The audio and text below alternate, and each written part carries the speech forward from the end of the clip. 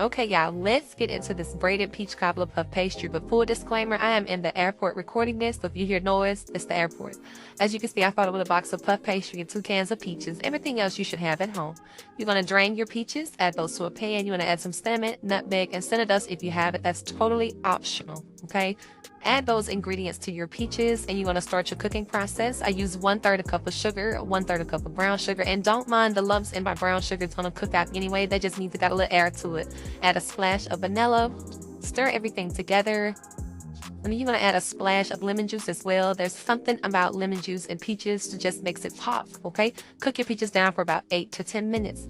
Now, the next part, if you know how to make homemade gravy, this is not new to you. You're going to add some flour. I was out of cornstarch. You're going to add some flour to some peach juice. Okay, stir that up until it's good and thick. Pour that back over into your peaches and cook your peaches down for another 2 to 3 minutes until it's thick like me. I mean, thick like this, don't mind me. All right, and that your peaches are ready. Put those to the side. I don't mind my cookie sheet. She's good and seasoned. On top of your cookie sheet, add a piece of parchment paper, and then you want to roll out that puff pastry hood. Now, that puff pastry was frozen, so when you roll it out, it may crack, but that's okay.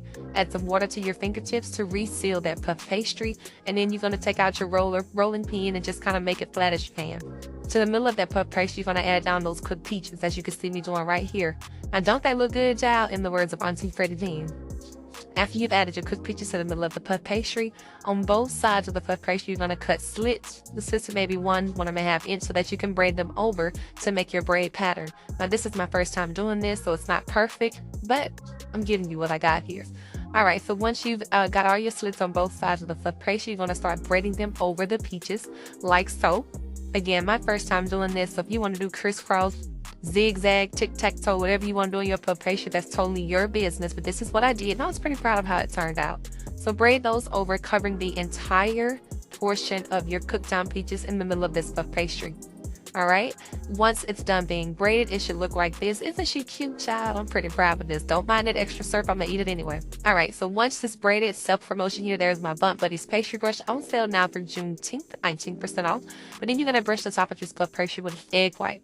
Once you brush it with the egg white, you want to bake it in the oven on 350 degrees for about 35 minutes. But before I baked it, I added some Cinnadust to the top. If you don't have Cinnadust, you can use cinnamon and sugar, but that's totally optional as well. Bake it in the oven on 350 for 35 minutes. And while that's baking, let's make your lemon glaze, which consists of powdered sugar, lemon juice, and vanilla. Again, I don't measure. I just pour until it looks good, until it's thick or thin, whatever my desired consistency is, or whatever your desired consistency is. You're going to add that vanilla to take some of that tartness out, but look at how cute my puff pastry turned out. You want to drizzle it with that lemon glaze on top. Now, this is so good. I wish you could smell it. Oh my God, delicious.